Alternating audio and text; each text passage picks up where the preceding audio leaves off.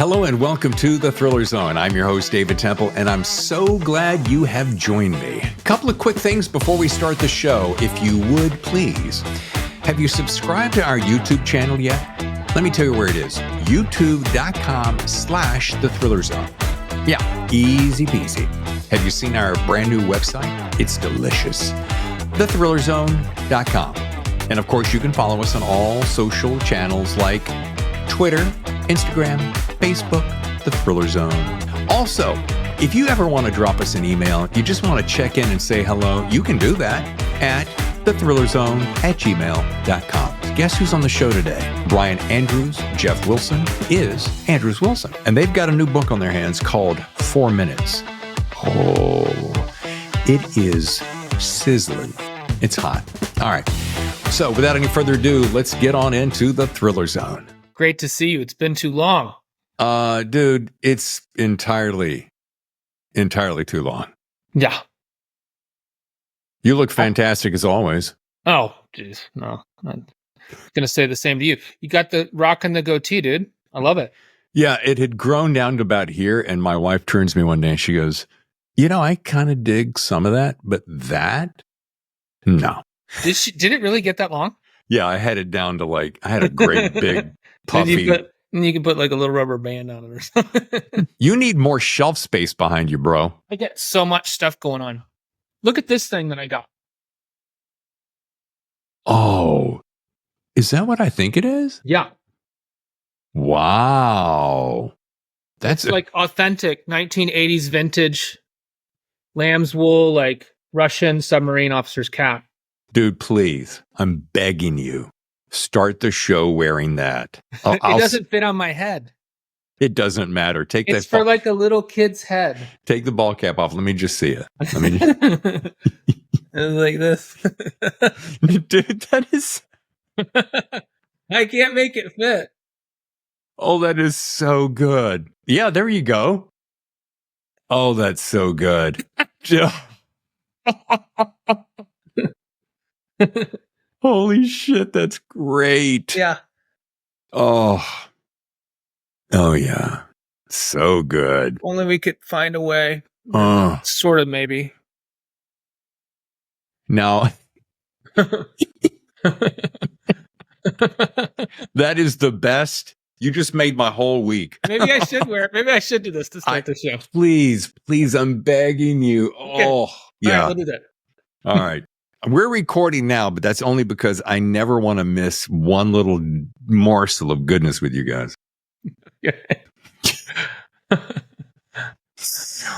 What will he think when he shows up? No, he hasn't seen it. Oh, he hasn't? No. This is even better. I wish I had a hat around that was... Is there any... Oh, wait. I do have something. Hang on.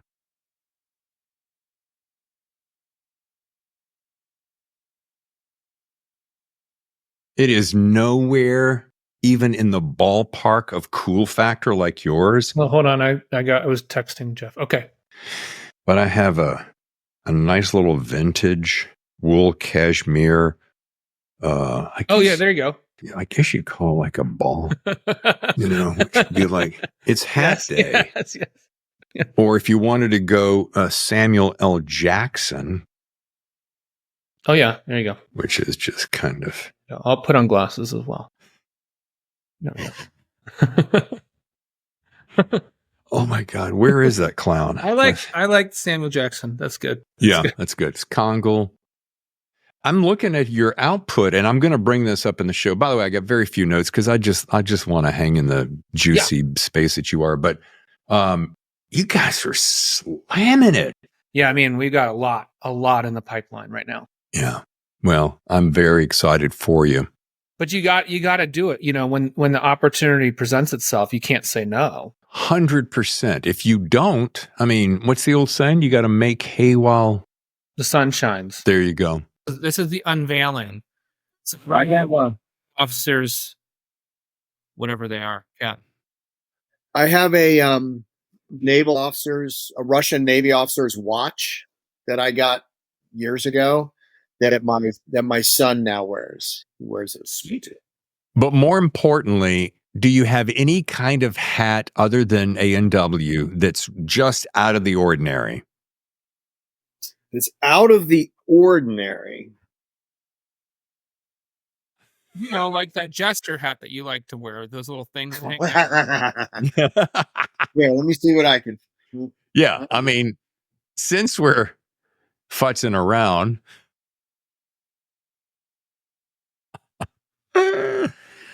dude, this has made my week. Woohoo! Yeah, with all this hassle, it has made my freaking week. Right, I have a too small child's pirate hat. Okay. There you go. I like it. Oh, that is. There you go. Oh, so good. Now we're going to keep these on for the whole show. I mean, this is Hat Day. Right, I'm not going to have any blood flow to the top of my head by the time we're done. That's all right. That's okay. Make it It's work. overrated. Look, by the way, Jeff, his hat doesn't even fit.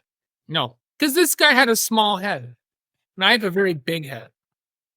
It'll probably fit me perfectly. I have a very small head. Yeah. And obviously, because I'm wearing a 6-year-old hat right now. Thank God head size has nothing to do with brain power, or I'd be screwed. Because you have a small head. I'm living proof of that, as are you with your big head. Well, welcome back for a return visit to the Thriller Zone. And let me count real quickly. I think this is 4. Maybe. Are we over the record? You are tied with the record with Mark Graney. Setting record. So just real quickly, explain to me, because people are joining us and we're having all kinds of fun with this. Brian, what is the significance of that hat? This is an authentic Russian submarine officer's wool cap. They have a certain name that slips my mind, a Russian name, of course. Mm-hmm. And my wife bought me this as a fun thing for the launch of Active Defiance. So you guys are the first people to get to see it. And now it will go on the shelf behind me. If I'm not wearing it, I might just wear it to everything we do. And if I may say so, it's a smashing accoutrement to your visage. Yeah. Yes. All right. Jeff is up now. We've got the pirate over here. Yeah. Jeff, how about you? What is the and just make it up if you have to. Yeah, there's no significance in my hat. I was wearing my Andrews and Wilson hat when we started, and then I had my USS Indiana hat. But you guys said I had to wear something weird, so I went and got my 8-year-old's pirate hat. So I am what you guys created. That's Thank where you. we are. That's where I am. Well, welcome back, you internationally best-selling duo. Good to be here. Good to be here. I don't even have to do that in air quotes because this shit's legit, as they say. 4 minutes right here. I have so much to say about that juicy little read. We're going to get to it in just a minute. And God, I have so many things to say. Let's cruise. How are we on time? We got any pressing issues? Oh, just the 5 novels we have to write this year. Other than that, so you please be relaxed and take all the time you want. All right, here's what we're going to do. We're going to hard out in less than 30. How about that? David, I'm joking. We're here for you, brother. Okay. You're one of the few that we will make time for no matter what. You're so sweet. You probably said that to all the girls.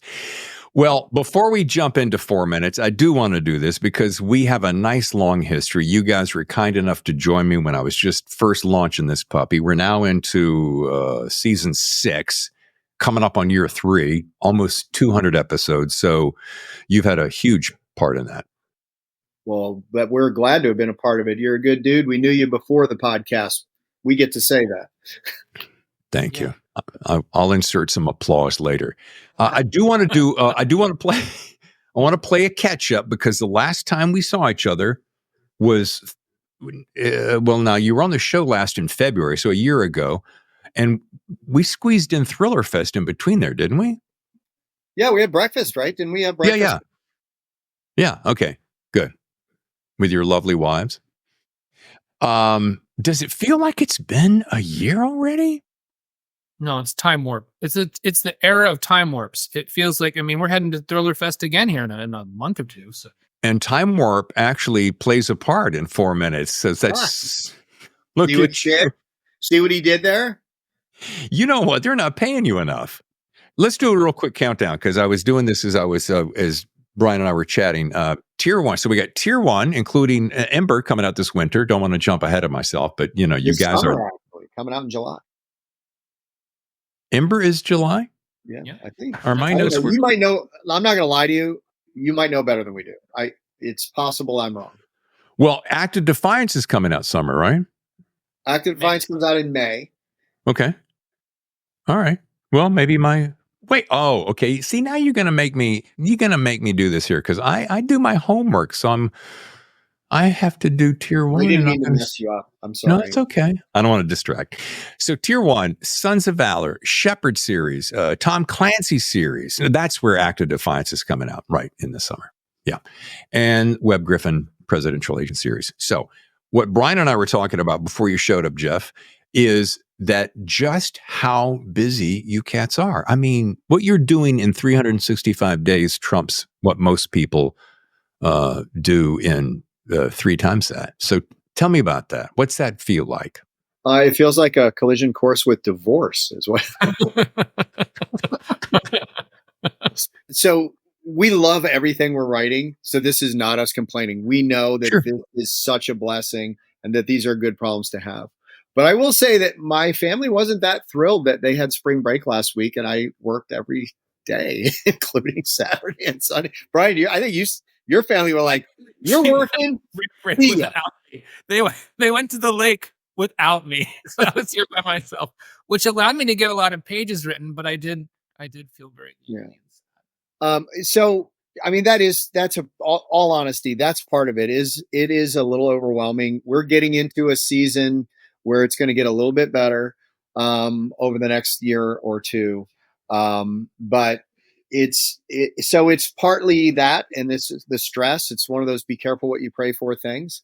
But Right. then what an honor to have, like, the only way around it would have been to say no to Tom Clancy, who does, right? You can't do that, right?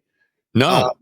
So we could have decompressed it if when Tom Colgan reached out to us with this amazing offer, we could have passed. I guess that would have made our lives a little simpler.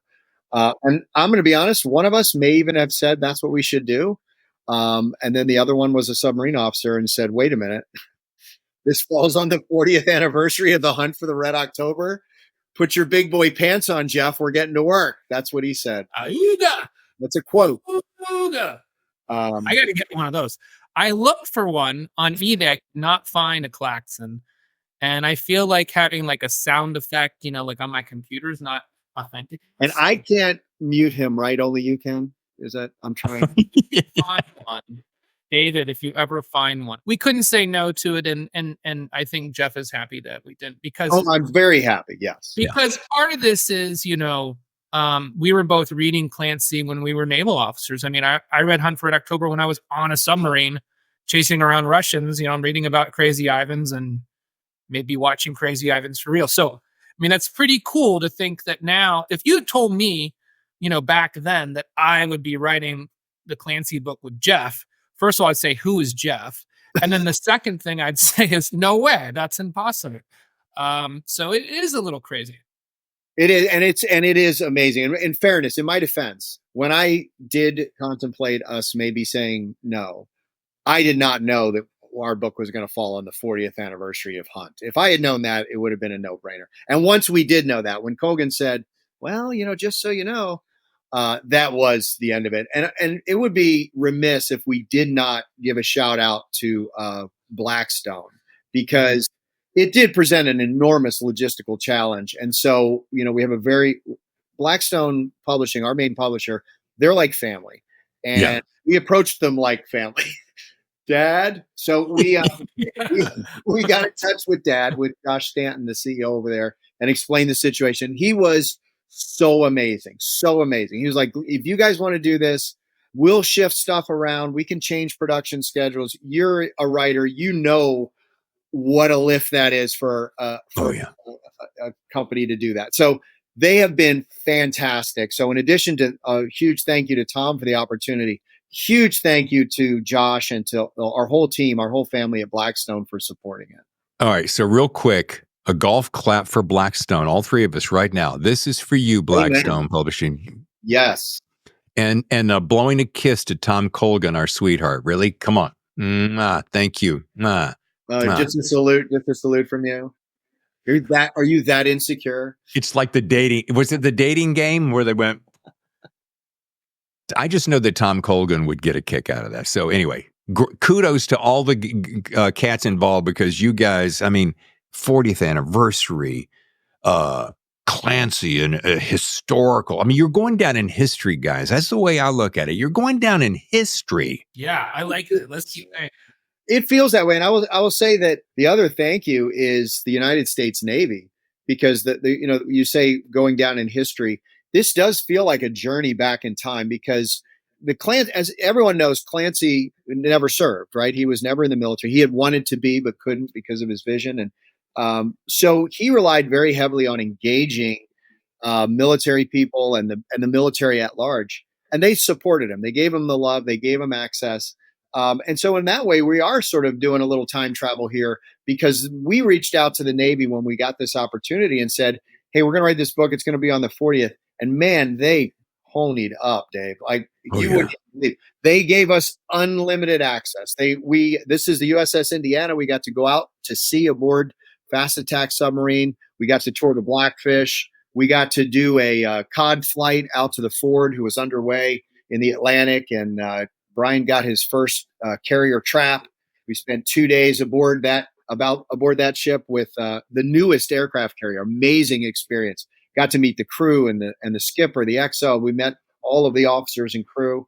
We got to fly F-18 simulators with the instructor pilots from VFA 106. So, first of all, that sounds like a kid's dream, but it informed this book so much. It allowed us to do what Clancy always did so well, which was really honor the men and the women, the technology, the things that are out there on the pointy tip of the spear. We were able to reflect that in this novel in a way we couldn't have done without the Navy. And we can't shout out the names of the people because they're all still active duty and underway, but They know who they are, and God bless them for all the work they did. They were reviewing manuscript and checking facts, and they were incredible, man. It was really awesome. Wow. Now, correct me if I'm wrong. I saw a bunch of social media from you guys, and you were on board. Was the social media blurbs, it wasn't that long ago, part of this research, right? Okay. Yes. We've made several trips to Norfolk, and the last one, so we did post pictures when we were on the Ford, and you can't post the pictures from the submarines, but on the Ford we did. And we went to the USS Porter, which was really, it's an Arleigh Burke class destroyer, and they welcomed us aboard. They were in port, welcomed us aboard. We toured, spent a lot of time with their combat systems officer, the CSO, and they gave us access to combat and the bridge, and got to tour the entire boat. And so it's fantastic because we're going to heavily feature the Arleigh Burke class DDG in the next Tom Clancy book. So again, submarines in active defiance, and then we'll be dealing with the surface Navy and highlighting their incredible capabilities in the next Clancy book. And you know what else it did, Dave, in addition to getting to see the platforms and the technology? We really got to meet these people. And, old guys like us, we're like back in the day, right? You know what I mean? And there is a little element of that. You're like, I don't know, is this generation up to the task? We do that. And I'm embarrassed that I ever had those thoughts, because we met young men and women on all these platforms that are as dedicated, as committed, as hardworking, as patriotic, as passionate as anything that you've ever experienced in the military. So we are in good hands, I can tell you that. And it allowed us to reflect those relationships. The characters in our books are definitely amalgams of some men and women that we met during these tours. It was a really incredible experience. It's a perfect amalgamation of your past, your skill sets, your knowledge base, your access, that makes your books so real and so true to life. I mean, that's why we read your books. It's amazing. Well, thank you. We'll be right back. Hey, everybody, this is Brian Andrews. And Jeff Wilson. Together, we're Andrews and Wilson. And we are hanging out with Dave Temple on the Thriller Zone. And now, back to the show. We need to get back to 4 minutes because we only have 5 left. But let's go ahead and just jump into this because there are folks who are going, oh, come on, I know, but I'm reading 4 minutes, or it's coming, rather. Let's talk about Special Ops Chief Tyler Brooks, great character, by the way, and his team of Task Force Omega. Now, we can start, let's start with the techno part of Techno Thriller, because this feels like a wee bit of a departure for you guys. So let's start there. If you want to elevator pitch it, if you just want to tell me, talk about Tyler and his crew, jump in. Maybe even a step back from that, like where it comes from, right? Like the idea, because it's a departure, but it's not, right? Because what we write about is very character driven, special operations, covert operations stuff, right? But there's always that idea of, what's that one buy element, the one buy element that you can do a little speculative stuff on. We did that in Sandbox with artificial intelligence. Here, this idea of what is it that makes missions fail? What is it that makes it so that things don't unravel the way you want them to? And the answer is the intelligence, right? Not your intelligence, but the intelligence streams, the data. And what if you had an opportunity to get a little peek just into the future of what's going to happen? What might that inform what a special operations team could do, right? If you had that crystal ball, this is where the bad guys are going to be and this is what they're going to do. Wouldn't that be a game changer? And so this book was sort of grew out of that, talks from writing the other books about that frustration of not knowing, really for sure, where's the certainty? And so we did a little dive. I'll let Brian talk about the science dive that we did on time and time travel and how this technology could potentially work. And what the limitations would be. So what we didn't want to do is do time travel. We didn't want to do the DeLorean and Back to the West, right? We wanted to have real rules that make it a challenge. And then we wanted to be able to show how every technology has an upside and a downside. So Brian, I'll let you do the hard part. Yeah, I see you looking at, yeah. Oh yeah. Save that part. Me. Stay tuned for Professor Quantum Mechanics. Billions and billions of years ago. Ooh, okay, go ahead. Yes, I am a nuclear engineer. They couldn't let me in the submarine until I became a nuclear engineer. Yeah, no, I mean, I think that Jeff described it correctly, that we very much are interested in exploring this idea of the intersection of the human condition and technology. And so, especially now, there's so much rapid development of technology. And so when we thought about time travel, we always try to imagine, what would it be really like? Instead of sort of the kitschy, like Hollywood, like he said, the DeLorean, type of thing, or any of the other time travel movies, we tried to imagine, well, let's see, how would this probably happen? So in the 4 minutes universe, what we sort of contemplated is that DARPA was, what they were really working on is a modular fusion reactor. They're working on tokamak. And this technology is in the news because fusion reactors would be like sort of the panacea of energy generation. You'd have unlimited energy, and it doesn't produce nuclear waste like our conventional fission nuclear power plants do. So there'd be great interest in these small modular reactors. You could put them from base to base, and they'd be completely self-sustaining. And so what happened is they're working on that. And when they turn on this reactor and they make this giant magnetic field, they end up sending somebody accidentally to the future. And when he comes back, he's like, I think I was just in the future. And so the minute they realize they have this technology, then they first say, if we could go into the future, even just a short time in the future, imagine that. Like, imagine 9/11, when we think about 9/11, a lot of times people say, well, all the signs were there if we had only just been able to put them together. Well, imagine if you went into the future and you saw the tower fall. There's no missing that. So that this is our approach. Is intelligence collection is imperfect, and now you think you have this technology where you are going to have this asymmetric advantage over your competition. You get a leg up because you can actually see in your crystal ball what's going to happen. of course, in a typical Andrews and Wilson book, there's always a cost and there's always unintended consequences, and things never work out like you think. So that's the fun part of 4 minutes in the plot.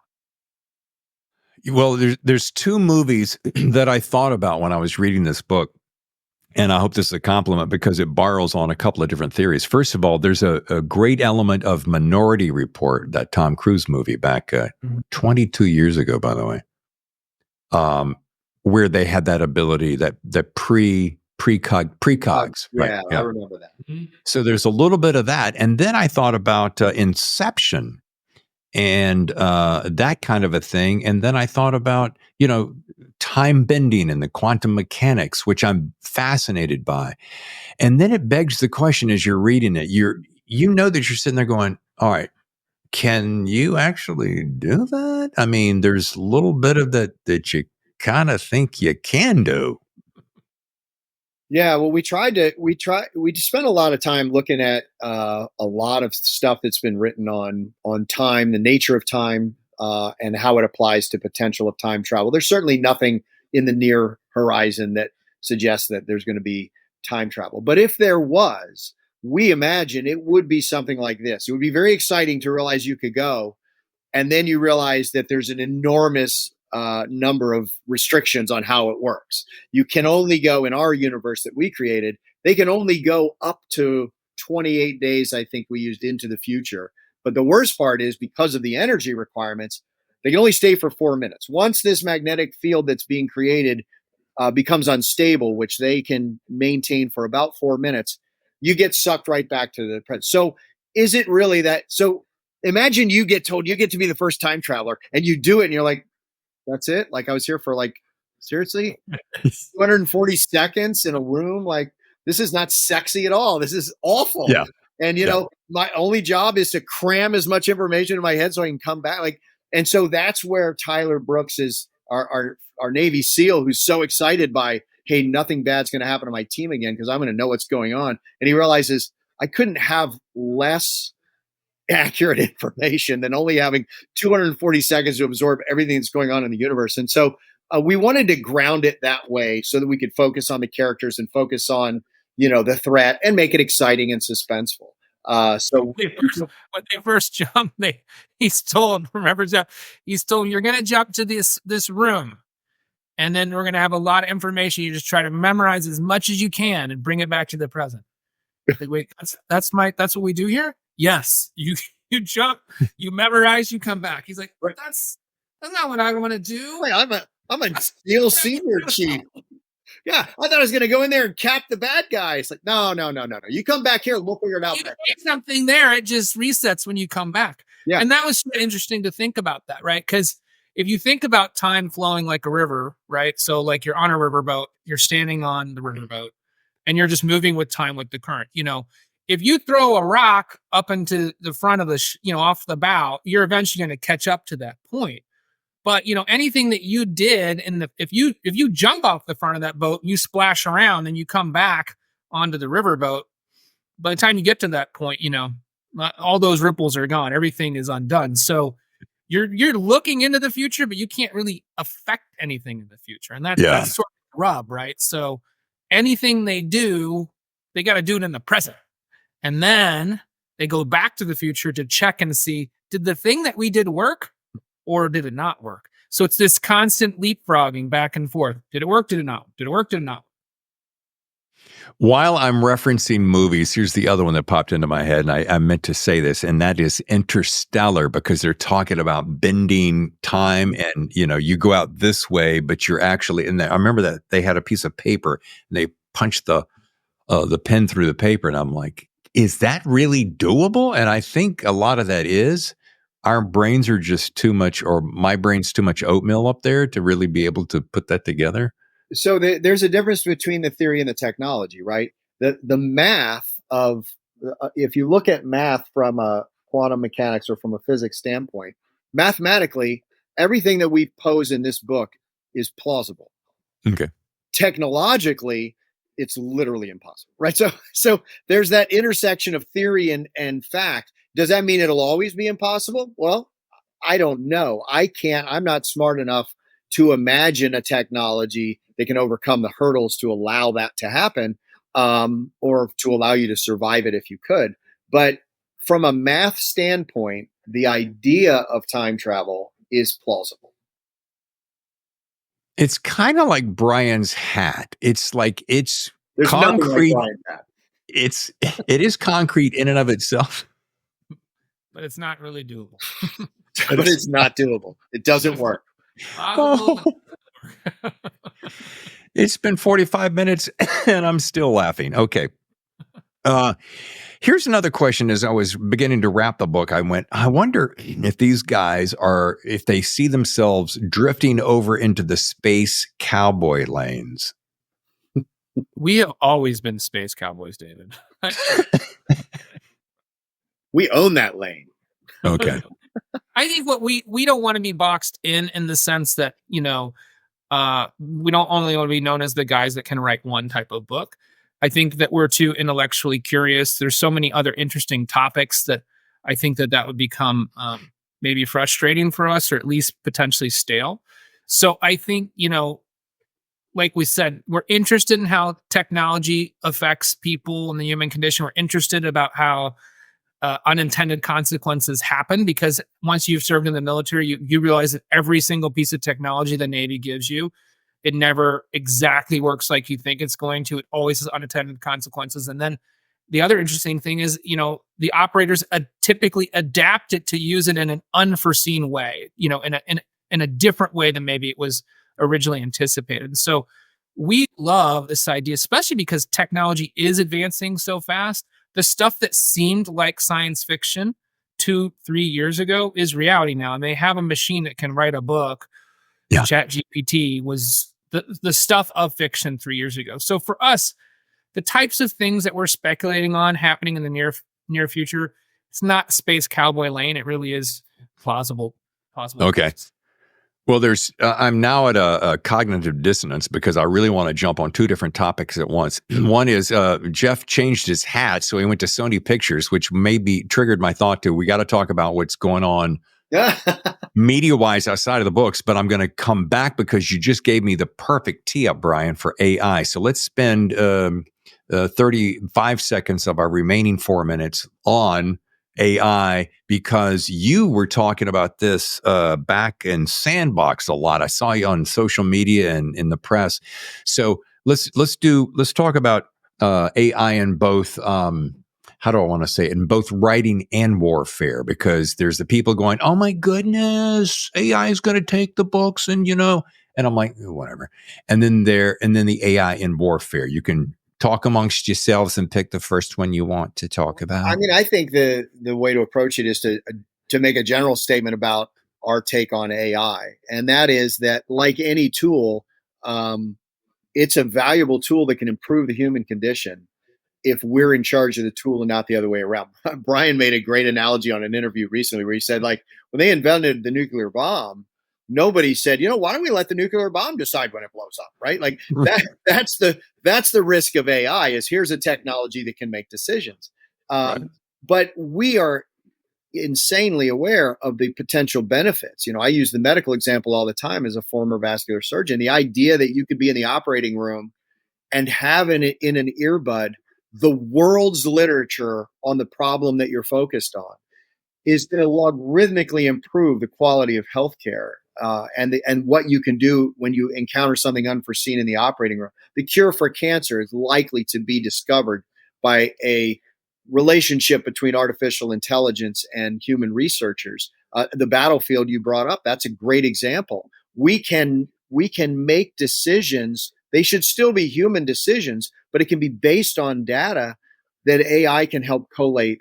For example, there are some projects in the active duty military and the DoD world right now that the only thing the AI is really doing is collecting this enormous, unmanageable amount of information and condensing it using AI algorithms into something consumable so that you get only what you need to make a good human decision. So there's a lot of really good things that can come out of artificial intelligence. And then, you're talking about them writing books. Do we want that? I don't, but I think that's for people to decide. You want a book that was written about your condition by someone who shares it? You want something about the human condition written by a human or an artificial version of that? I think most people would choose the human generated content. But so I think there's good and bad, but you just have to decide as a species, not individually, where you want AI to fall into our universe. Jeff, I wish you'd given this some thought because you just really haven't pulled. Brian, go ahead and jump in here because I know you got 2 cents burning a hole in your pocket. Yeah, I would love it for us to be able to decide as a species. Unfortunately, I think our collective intelligence, we've proven that our collective intelligence is pretty low.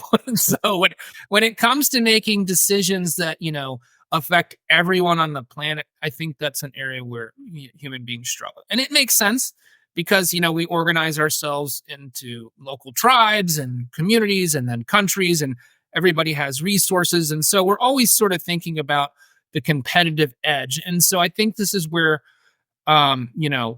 you're starting to see, I think the EU just last week started some legislation to protect creatives against losing their livelihoods and professions from AI. Whether the United States will follow suit or not, I don't know. We have a very strong influence of big tech on our politics. And so big tech is invested in this technology, and I don't think they want to see it limited in any way. But part of me as a creative, I think about, I get a lot of my self-worth and sense of purpose from being a storyteller. And if somebody were to take that away from me and I was not able to compete with AI that can churn out a book in 5 minutes or 10 minutes or churn out 100 books in a week, and I can't compete anymore at that speed, what am I left to do? Am I just supposed to be a consumer that doesn't add any value to our culture or generate anything myself? So I'm wrestling with this question personally. I don't have an answer for it, but I think that a lot of people are wrestling with it, and that's sort of the angst that you're starting to see in the national discourse.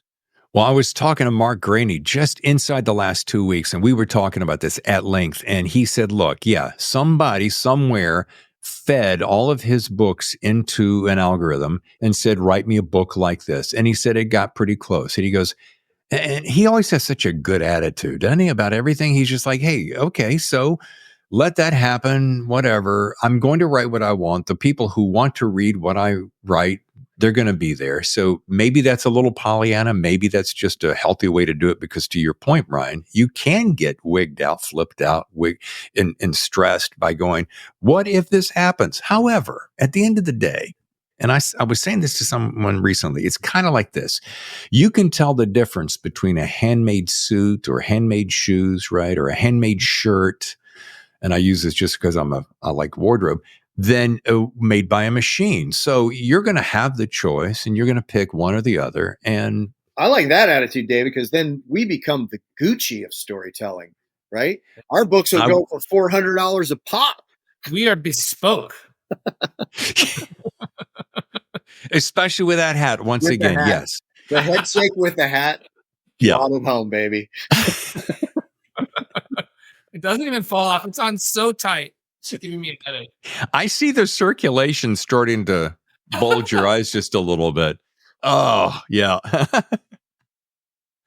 All right. Well, I know I told you we'd be out in time. So again, the book is 4 minutes. It's a riveting read. I loved every bit of it. You guys always, once again, the future is only half the battle. I love that little byline. You guys just continue to put it out. And I know you're stacked. And as you said earlier, Jeff, it was perfect. You said, yeah, are we wigged out? But so grateful. And that's the thing I like about you guys. You're always operating out of gratitude and you know the gifts you've been given. And I so admire that about you too.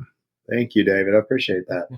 Because we didn't touch on the Sony, let's go ahead real quick as we start to wrap. Besides books, there's some TV stuff. Talk to me. Give me the skinny. We got a lot going on. We now have, is it 13 or 14, Brian? Yes. It's either 13 or 14 projects in development. No, it depends on what other people do. Yeah, right. But you know Hollywood, so we'll see what all that means. But we've got stuff from things that are already scripted and in pre, all the way down to things that have just been optioned. We've got about 14 things. I think probably 3 or 4 of them are features. The rest are TV. Is that right? Does that sound right, Brian? I don't know. I have to look at it. But Tier 1, for example, has been optioned. We're super excited about that. We've got some others that are in the works. So the best thing is you go to a website. We've got a media page now. You lists everything that we have. But that has been an exciting thrill ride to do that. Cool. What'd you say, Brian?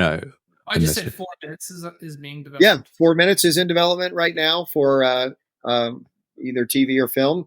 Has already been optioned, and we're some of the projects we're actually we're executive producers on everything that we're doing, all 14. But we've got a couple that we're also the screenwriters, so that's fun to get involved in that side of the business. We've got a project with Walden that we're writing.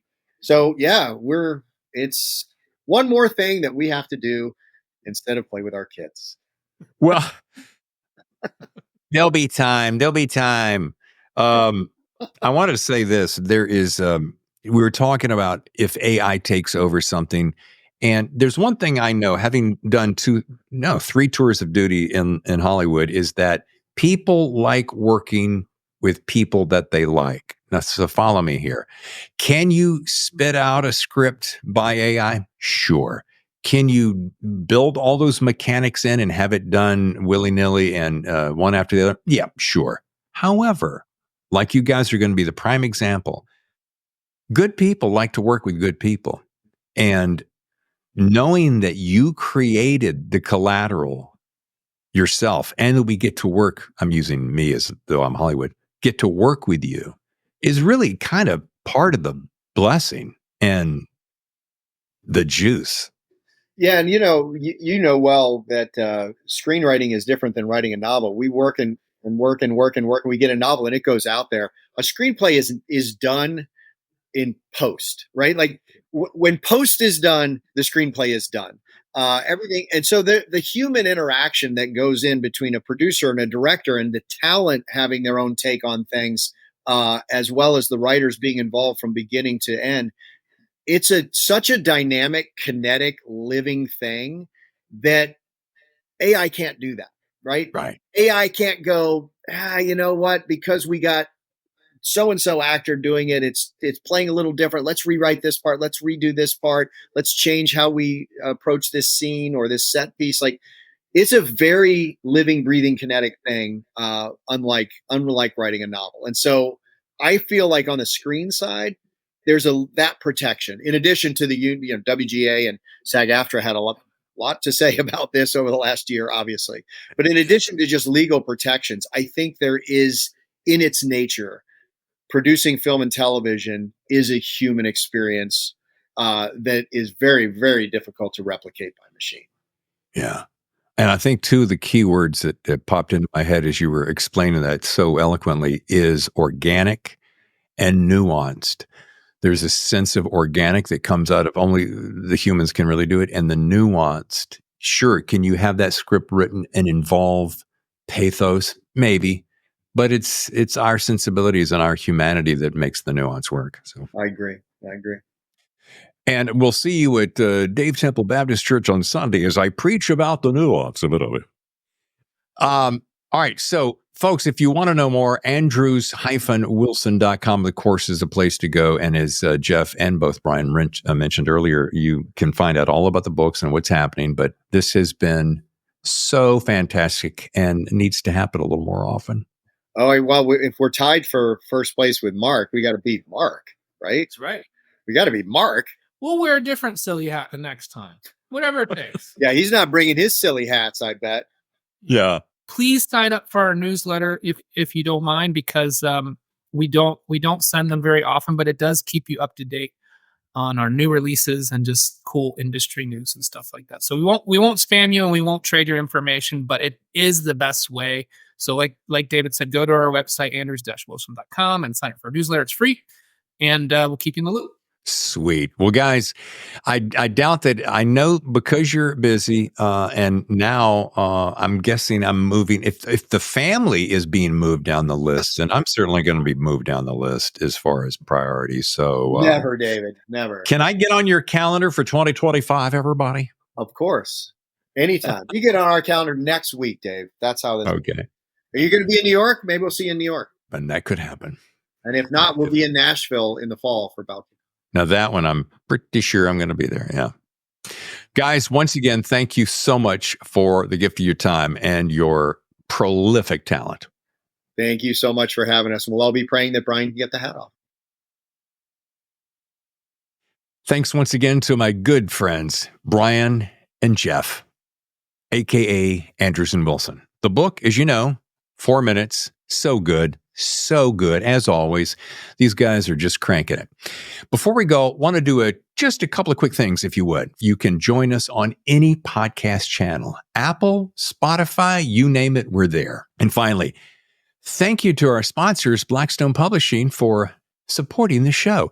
And a potentially new sponsor called Coffee Coffee. Based here in lovely, groovy Encinitas, they serve up delicious coffee and accoutrement. Snacks, if you will. So if you're ever in the neighborhood, check it out.